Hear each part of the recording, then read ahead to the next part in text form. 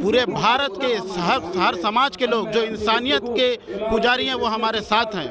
समझे, ये जुल्म हो रहा है। मोदी जी से मैं अपील करते हैं तो ना तेरा है ना मेरा है, ये हिंदुस्तान सभी का है और नहीं समझी गई ये बात तो ये नुकसान सभी का है। मिल जाएगी नदियाँ तो दिखलाई नहीं देगी, महासागर बनाने में एहसान सभी का है। नमस्कार, मैं प्रेम, आप देख रहे हैं एमके न्यूज़। देखिए, वक्फ बिल को लेकर एक बार फिर जो है पटना के ऐतिहासिक गांधी मैदान में तमाम मुस्लिम भाई जो है पहुंच चुके हैं। वक्फ बिल संशोधन को लेकर के जिस तरह से कड़े कानून जो लाया गया और कहा जा रहा था कि मुसलमान भाई जो है अब सुरक्षित है, उनके हित की बात होगी, लेकिन मुसलमान भाई फिर से एक बार जो है पटना के जो गांधी मैदान में है वो भरने का काम किया है और जगह तमाम जो अन्य राज्यों से जो लोग आए हैं और इस जगह पे अपनी मांगों को लेकर के चल रहे हैं कि हमारी जो वक्फ की संपत्ति है वो सरकार चाह रही है कि अपने खाते में लाना, हमारी जो है नुकसान कराना चाह रहे हैं, हमारे भाई हिंदू भाई में लड़ाना चाह रहे हैं। तमाम जो बातें हैं वो खुलकर आ रही है, लेकिन सब कह रहे थे कि मुसलमान भाई के लिए हित की बात हो रही है।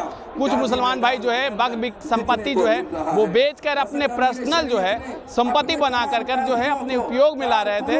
उन तमाम चीज़ों को सुरक्षित करने के लिए जो है वक्फ बिल संशोधन किया गया है और उसमें जो है इस तरह का जो कड़े कानून लाए गए हैं। और देखिए, यहाँ पे जो है पूरा का पूरा जो है मुस्लिम भाई के उनके जो समर्थक है वो पहुंचे हैं। और कहाँ से आए हैं? पूर्णिया से जी। वक्फ बिल से क्या आपको क्या नुकसान होगा? यहाँ बता रहे हैं आप, यहाँ से कृपया करके आप यहीं से कोशिश करें कि यहीं से सब चीज़ समझें और जानें, और बड़े जो कह रहे हैं उन पर गौर करें। भाई तुम आए हो ना? जी, हम लोग तो आए हैं, लेकिन आपको यहाँ पे बताया जा रहा है। आप क्या दिक्कत क्या है वक्फ बिल संशोधन से? वक्फ बिल से मसला ये है कि हमारे मस्जिदों को, मदरसाओं को, दरगाहों को छीना जाएगा।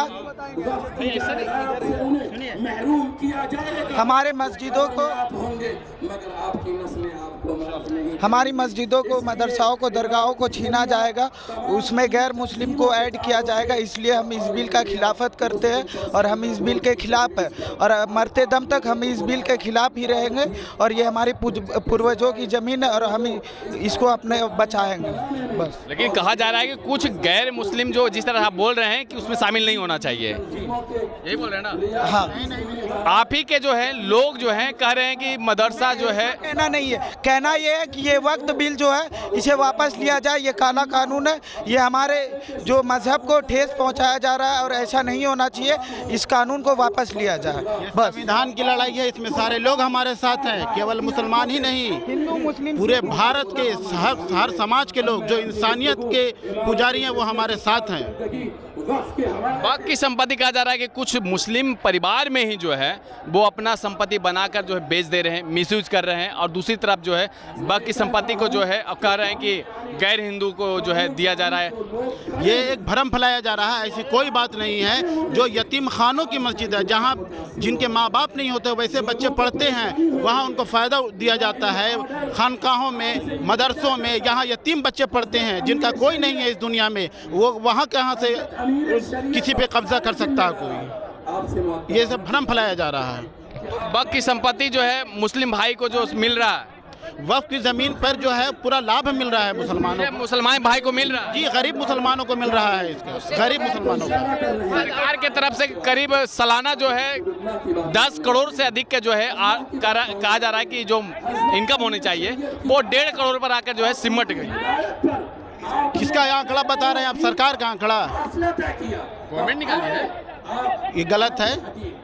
आप सरकार का ये ज़मीन जो है, ये वक्फ की ज़मीन केवल मुसलमानों की ज़मीन है, इस पे किसी की कोई अधिकार नहीं है। ये जो हमारे आबा व अजदादों ने जो वक्फ कर दिया, जो दान में दे दिया, उस ज़मीन पे केवल हमारा ही कब्जा होना चाहिए। इस पे सरकार को कोई इंटरफेयर। सरकार इसमें कहाँ कह रही है कि मुस्लिम भाई को दे देंगे? नहीं, वो इंटरफेयर कर रही है, उस पर मजिस्ट्रेट बैठाना चाह रही है, वो हमारी ज़मीन को हड़पना चाह रही है, हमें कमज़ोर करना चाह रही है सरकार।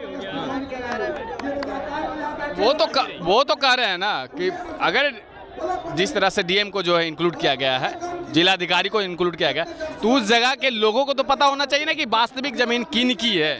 मैं आपको समझा दूँ, ये बोतल मेरा है, इसमें पानी मेरा है, हम ये चाहे इन भाई को दान में दे दें, इसमें आप कौन होते हैं इंटरफेयर करने वाले? ये ज़मीन हमारी, ये हमने दे दिया गरीबों को, फिर सरकार कौन होती है उसके ऊपर अपना कब्जा जमाने वाली? ये तो मेरा अधिकार है ना, ये मेरा पानी है, ये मेरा बोतल है, हम इनको दे दिया।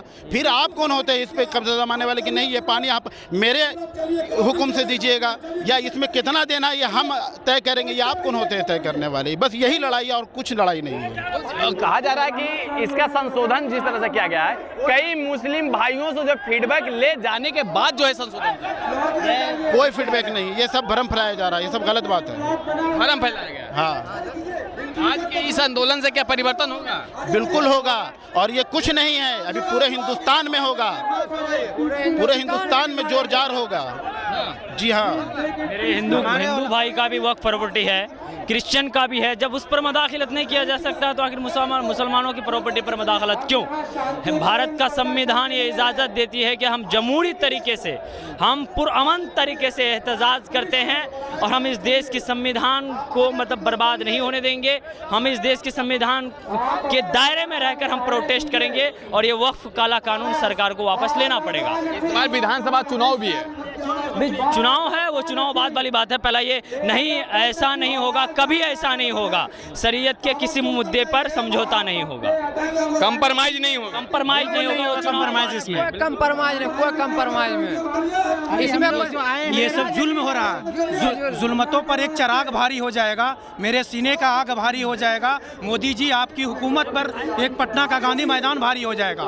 समझे, ये जुल्म हो रहा है। मोदी जी से मैं अपील करते हैं, तो ना तेरा है ना मेरा है, ये हिंदुस्तान सभी का है, और नहीं समझी गई ये बात तो ये नुकसान सभी का है। मिल जाएगी नदियाँ तो दिखलाई नहीं देगी, महासागर बनाने में एहसान सभी का है, समझिए। इस देश का जो अमन पसंद हिंदू भाई भी हमारे साथ खड़े हैं। जिस तरह से सांसद में पार्लियामेंट तमाम सांसदों ने वोट किया, हम उनको सलाम करना चाहते हैं। और देश जिंदा तभी रहेगा, देश आबाद तभी रहेगा जब हिंदू मुसलमान साथ चल करके इस तरह के गलत कानून का विरोध करेगा।